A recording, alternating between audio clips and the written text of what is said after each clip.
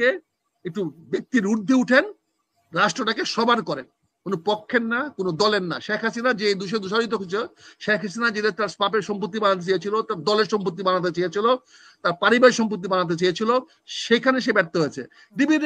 DIG সাহেবকে আপনারা arrest করালেন, আবার তাকে প্রোটেকশন দিলেন না, তাকে সরাই দিলেন একদম। তো এইভাবে হলে হবে বলেন? এখন ডিবির ওই মল্লিক সাহেবের কি দোষ ছিল, কি অপরাধ ছিল? তা করবে চাকরি বাল বাচ্চা নিয়ে কোথায় যাবে বুড়া বয়সে বলেন? এই চাকরি গেলে তারা কোথায় যাবে? তারা তো তাদের বিরুদ্ধে অভিযোগ আছে, কিন্তু তাদের সম্পদ তো আজকে এখন ধরতে পারেন না, কার কাছে কত দুর্নীতি করেছে, দুর্নীতি সম্পদ তো পুলিশ অফিসে বাইর করতে পারেন। এটা তো উপদেষ্টা অনুধাবন করবেন, উপদেষ্টা অনুধাবন করবেন যে এই আজকে 9 মাসের মাথায় তাদের গায়ে কেন জুতা, তাদের ছবি কেন জুতা মারা হচ্ছে, তাদের ছবি কেন আগুনে দেওয়া হচ্ছে। এটা তো ওনারা অনুধাবন করার চেষ্টা করবেন। ওনারা তো জনগণের ভাষা বুঝতে হবে, রাজপথের ভাষা বুঝতে হবে। ওনারা যদি এত কিছু করে এটা করা হয়, তাহলে উনি কেন এই জনগণের বিপক্ষে যাচ্ছেন? ওনার ব্যক্তিগত ওনার স্বার্থটা কি? উনি ইশরিয়াক মেয়র হলে তার ব্যক্তিগত ক্ষতিটা কোথায়? তার কি হবে বলেন?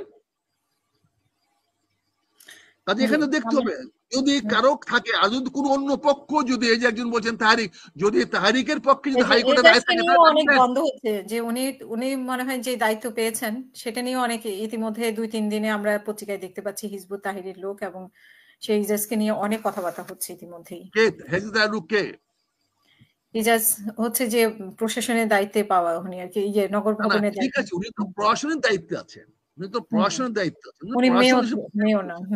হাইকোর্ট তো তার ওখানে একটা মেয়র ডিক্লেয়ার করে দিয়েছে।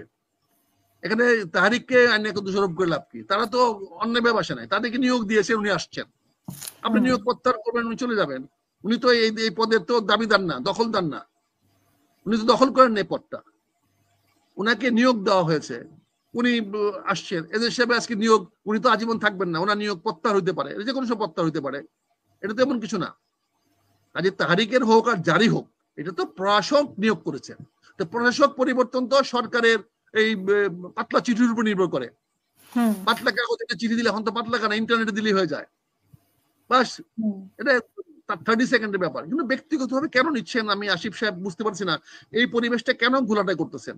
আসিফ সাহেবকে আমি আবার অনুরোধ করব, বিনীত অনুরোধ করব, প্লিজ বিষয়টাকে ব্যক্তিগতভাবে না নিয়ে আপনি এটাকে একটু ব্যক্তির ঊর্ধ্বে উঠেন, রাষ্ট্রটাকে সবার করেন, কোনো পক্ষের না, কোনো দলের না। শেখ হাসিনা যে দূষারিত হচ্ছে, শেখ হাসিনা যে তার বাপের সম্পত্তি বানাতে চেয়েছিল, তার দলের সম্পত্তি বানাতে চেয়েছিল, তার পারিবারিক সম্পত্তি বানাতে চেয়েছিল, সেখানে সে ব্যর্থ হয়েছে।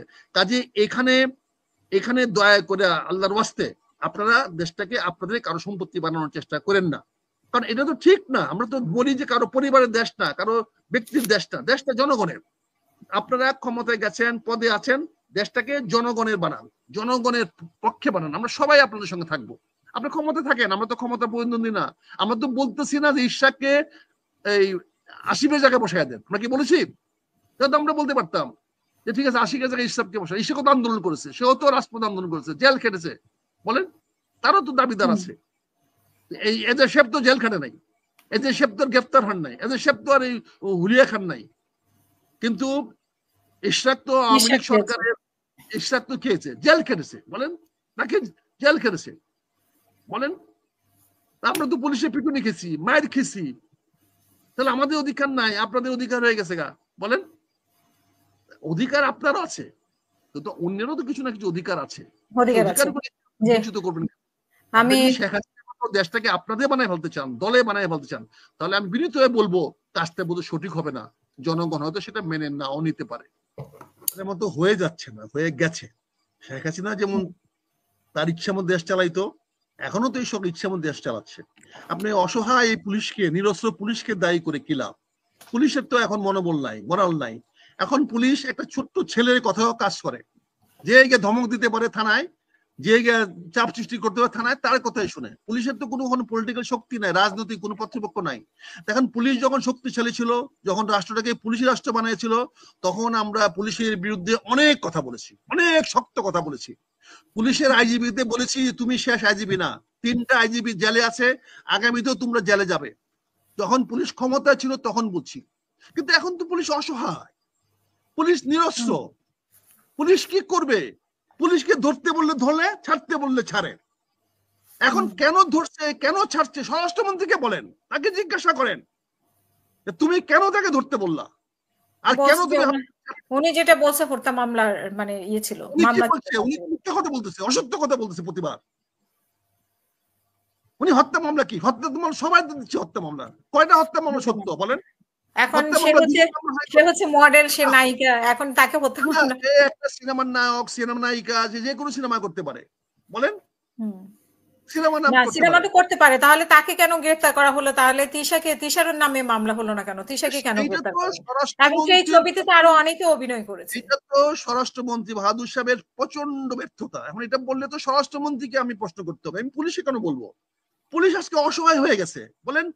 আপনি দেখেন তো ঢাকার ওই যে এয়ার পুলিশে কি করলেন, আমরা এসবির পুলিশে কি করলেন, ওই কি বলে ওই ডিবির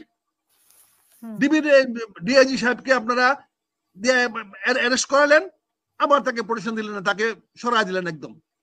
তো এইভাবে হলে হবে, বলেন? এখন ডিবির ওই মল্লিক সাহেবের কি দোষ ছিল, কি অপরাধ ছিল তার, বলেন? সে তো আপনাদের হুকুম মান্য করছে। এখন যে পুলিশ বাধা দিছে, অ্যারেস্ট করছে, আপনাদের হুকুমে অ্যারেস্ট করেছে। সে তো কোনো তার নিজের হুকুমে অ্যারেস্ট করে নাই, তাকে উপর থেকে হুকুম দেওয়া হয়েছে বলে সে অ্যারেস্ট করেছে। তাকে কেন দায়ী করতেছেন? আর তারা তো পুলিশ এখন থানা চালাচ্ছে, কারা থানা চালাচ্ছে? গ্রামে গঞ্জের এলাকার পাড়ার মস্তান ছেলেরা, বিভিন্ন রাজনৈতিক দলের নামে, এমনকি দলের সভাপতি সেক্রেটারিও চালাচ্ছে না, তাদের নামে কতিপয় সন্ত্রাসী ছেলেরা, আমি প্রকাশ্যে আপনাকে বলতেছি, প্রতিটি থানায় তারা চাপ সৃষ্টি করে ওসিদের উপরে, কথা না শুনলে তাদের বদলি করে দেবে, কথা না শুনলে তাদের বিরুদ্ধে মামলা দিবে, কথা না শুনলে ওই পুলিশ অফিসারদেরকে ওই শেখ হাসিনার পক্ষে কাজ করেছে, স্বৈরাচারের কাজ করেছে বলে অভিযোগ নিয়ে আসবে। কারণ প্রতিটা পুলিশে তো ভয় আছে, কারণ গত 15 বছরে এরা সবাই শেখ হাসিনার অধীনে রিক্রুট হয়েছে, কমিশন পেয়েছে, বিসিএস পাস করেছে, নিয়োগ পেয়েছে, প্রমোশন পেয়েছে। শেখ হাসিনার কাছ থেকে 2টা 3টা 4টা প্রমোশন পায় নাই এমন কোন পুলিশ কর্মকর্তা তো পুলিশে নাই। ফলে বেচারারা সবাই ভয়ে আছে, ভীত আতঙ্কে আছে। তাদের কি গিয়ে বিভিন্ন রাজনৈতিক দলের নেতারা গিয়ে তাদের অফিসে হাম্বি তাম্বি করে করে আমার কটিয়াদির থানাতে, আমার পাগুন্দিয়া থানাতে, আমার পাশের বাজিতপুর থানাতে, আমার সাথে কিশোরগঞ্জ থানাতে আমি বিএনপির জামাতের সভাপতিদের সাথে কথা বলে দেখেছি, তারা কেউ কোনদিন থানায় যায় নাই, থানায় কথা বলে নাই। অথচ কতগুলি গুন্ডা পান্ডা সন্ডা পোলাপান, সন্ত্রাসী পোলাপান, যারা সবাই তাদেরকে চিনে, চোর ডাকাত প্রকাশ্যে, তারা থানায় গিয়ে বসে থাকে, তারা থানাকে ডিকটেট করে, টিওনকে ডিকটেট করে, তারা প্রশাসন চালায়। আপনি বলেন, এটা তো শুধু পুলিশ না, এটা তো সব ক্ষেত্রেই মামলা হচ্ছে, মানে যার ব্যাপারে কোনো মামলা কে করতেছে, মামলা কার নির্দেশে হচ্ছে? একটা লোক কি করে মামলা করার নির্দেশ পাইলো হত্যার মামলা করার জন্য, যার কোন সম্পর্ক নাই, কিছু নাই, দায় নাই, রেফারেন্স নাই, এগুলো কোর্টে কেমনে দাঁড়াবে? আমি আপনার বিরুদ্ধে একটা মার্ডারে মামলা করব, আমার রেফারেন্সটা কি, আপনার সঙ্গে আমার সম্পর্কটা কি, আমি কোন কারণে আমি আপনার বিরুদ্ধে মামলা দিব যে আমার ছেলেকে আপনি মেরে ফেলছেন? কোন কারণে? একটা সিনেমার নায়িকা মেরে ফেলছে, এটা মামলা। এই মিথ্যা মামলাগুলা দিচ্ছেন বলে তো আজকে আন্দোলনটা কলঙ্কিত হচ্ছে। বৈষম্য ছাত্র আন্দোলনটাকে আজকে বিপদে নিয়ে যাচ্ছেন। এবং প্রতিটি পুলিশ অফিসার, প্রতিটি টিওনো থেকে নিয়ে ডিসি বলেন, কমিশনার বলেন, সবাই তো সরকারের অধীনে কত 15 বছর চাকরি করেছে, তারা তো সবাই আওয়ামী লীগের লোক ছিল, 100% আওয়ামী লীগের লোক ছিল। এখন তারা যান বাঁচানোর জন্য এখন একদিন আসে বিএনপিতে, একদিন আসে জামাতে, যখন যে এলাকায় যে শক্তি বেশি সেই দলে চলে যায়। যেদিন দেখে যে এনসিবি শক্তি বেশি তখন জামাতে, যখন এনসিবি। এই বেচারারা কি করবে? চাকরি বাল বাচ্চা নিয়ে কোথায় যাবে বুড়া বয়সে, বলেন? এই চাকরি গেলে তারা কোথায় যাবে? তারা তো, তাদের বিরুদ্ধে অভিযোগ আছে, কিন্তু তাদের সম্পদ তো আজকে এখন ধরতে পারেন নাই, কার কাছে কত দুর্নীতি করেছে, দুর্নীতি সম্পদ তো পুলিশ অফিসে বাইর করতে পারেন নাই, বলেন? সেদিন আমরা একদিন দেখলাম, রাস্তা দেখা হলো আমাকে একজন যাদের পুলিশ ইন্সপেক্টর ছিল ঢাকার বলে ট্রাফিকের, দেখি বলে স্যার চাকরি ছেড়ে দিছি স্যার। আবার আমাকে বলে স্যার চাকরি ছাড়ছি কিন্তু 5ই আগস্টের আগে, মানে যাচ্ছে যে 5ই আগস্টের আগে চাকরি ছেড়ে দিছে, 5ই আগস্টের আগে চাকরি ছেড়ে দিছে। হ্যাঁ, বুঝছেন না কেন বলতেছে? আমাকে বলতেছে, তার মানে বোঝাচ্ছে যে আমি 5ই আগস্টের পরে চাকরি যায় নাই, কিন্তু আমি তো তাকে চিনি, সে তো জানে না তাকে আমি চিনি না, তাকে চিনি ঢাকার ট্রাফিকের একজন ইন্সপেক্টর, তাকে আমরা চিনি না। কিন্তু হাসলাম, কি করবো, মানুষের জীবন বাঁচানোর জন্য তো মানুষ কত কিছুই করে, বুঝছেন না? মানুষ জীবন বাঁচানোর জন্য, নিজেকে রক্ষা করার জন্য সবকিছুই বৈধ, আল্লাহ তো বৈধতা দিয়েছে, তুমি জান বাঁচাও আগে। কাজে আজকে প্রশাসনকে অসহায় করে ফেলা হয়েছে। এই মেয়েটাকে গ্রেফতার করা একটা মানবতা বিরোধী কাজ হয়েছে। এটা এই সরকারের জন্য কলঙ্কিত হয়েছে।